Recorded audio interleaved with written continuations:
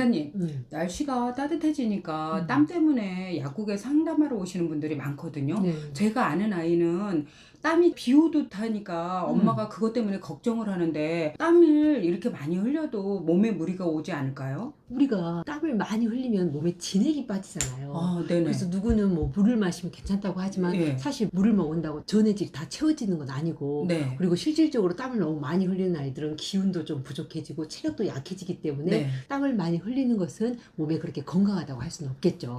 그러니까요. 제가 아는 아이도 운동도 열심히 하고 밥도 잘 먹는데 땀을 많이 흘려서 그런지 학교에서 체육을 하고 나면 아기가 굉장히 피곤해하고 지쳐한대요. 그런 경우에는 어떻게 도와줘야 돼요? 환기를 끓여 먹거나 보약을 먹어도 땀에 그렇게 효과가 없다고 하는데 이럴 때는 어떻게 도와줘야 돼요? 먼저 땀이 왜 이렇게 심하게 나는지 그 원인을 살펴봐야 되는데요. 네네. 어떤 사람은 몸에 열이 많은 사람이 땀을 많이 흘린다라고도 되어 있고, 네. 어떤 사람은 또 몸의 기운이 너무 허약해 있어서 땀구멍이 제대로 닫히지 못해서 땀을 많이 흘린다라고도 네네. 되어 있는데, 실질적으로는 네. 이 두 가지 경우보다는 혈액의 질이 부족해지고 약해서 오는 경우가 많거든요. 예. 예를 들어 혈액의 질이 약해졌다라고 한다면 가령 타고나길 골수가 허약하게 타고났거나, 네. 골수가 허약하다면 혈액이 건강하게 생성되기 어렵거든요. 네네. 또는 체력을 굉장히 고갈시켜서 혈액을 생성하는 힘 자체가 약해졌다면 혈액의 질이 약해져서 몸에 조금만 열이 올라와도 마치 양은 냄비에 물이 쉽게 끓어오르듯 네. 그렇게 땀이 쉽게 나고 비 오듯 쏟아지는 거죠.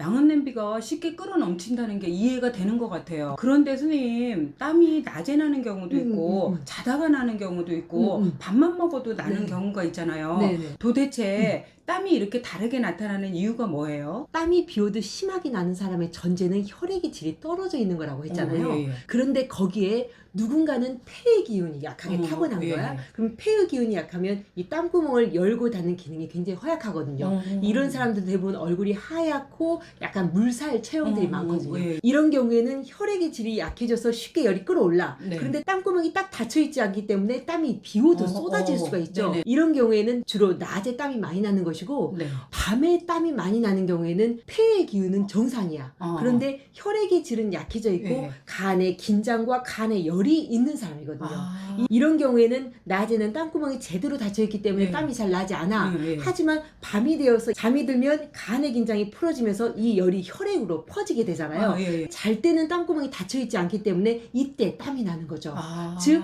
자다가 땀이 나는 경우에는 혈액의 질이 약해져 있습니다. 간의 긴장과 간의 열이 차 있습니다. 그런데 낮에는 땀구멍이 막혀있기 때문에 잘 나지 않다가 이게 밤이 되어서 긴장이 풀어지면서 이 혈액의 열이 차면서 땀구멍이 열리면서 땀이 날 수 있습니다 라고 이해해야 되겠죠. 오, 선생님 너무 재밌네요. 그럼 낮에도 땀이 나고 밤에도 땀이 나는 사람은 폐도 약하고 간도 약한 거네요? 네네. 그러면 선생님 식사하면서 땀을 막 흘리시는 분들은 왜 그런 거예요? 그런 분들은 좀 맵고 뜨거운 음식을 먹을 때 땀이 좀 잘 나거든요. 네네. 그리고 이게 오래 진행되면 이제는 아예 땀구멍이 열려 있어서 찬밥만 먹어도 땀이 나게 되는 거고요. 즉 이건 오래 진행될수록 좋지는 않겠죠. 네. 이렇게 밥만 먹어도 땀이 나는 사람들은 위장열이 뜨겁게 타고난 사람이거든요. 네네네. 이 사람 같은 경우는 평소에도 위가 뜨거워. 예. 그런데 여기에 음식이 들어와. 예, 특히 맵고 뜨거운 음식이 들어가면 위장 자체가 뜨거워지겠죠. 예. 그럼 마치 솥단지에서 물이 끓어 넘치듯 이 위장에 열이 끓어 넘치면서 폐에도 열이 차올라요. 따라서 폐가 뜨거워지기 때문에 인체가 더워지면서 이 피부의 주리가 열리는 거죠. 운동을 해서 몸의 온도가 올라간 것처럼 이 사람 밥만 먹어도 이 폐가 뜨거워지면서 땀구멍이 열려버리는 거죠. 만약에 이런 사람이, 즉 위장이 뜨거운 사람이 폐포가 아주 얇은 사람이라면은 콧물을 흘리는 거고요. 그래서 밥 먹으면서 코를 푸는 사람은 위는 뜨거운데 폐포는 얇은 사람이다. 하지만 위가 뜨거워지는데 땀을 흘리는 사람들은 폐포가 상당히 뜨거워져서 이 땀구멍이 열리는 것이다 라고 이해하면 되는 거죠.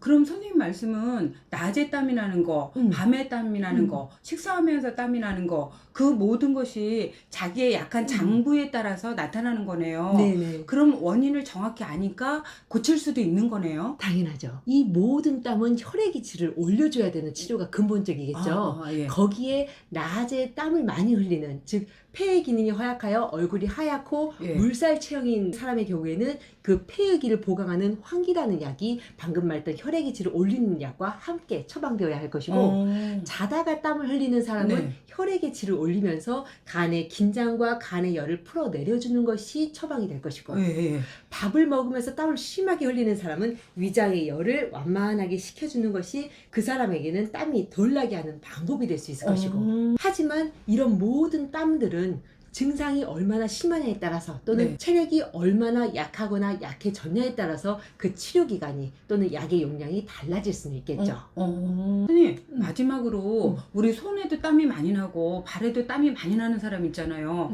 그거 원인은 앞에 말씀하신 거하고 다르게 느껴지는데 이건 어떻게 고쳐야 돼요? 우리가 손땀을 흘리는 사람들 대부분은 좀 마음이 여려요.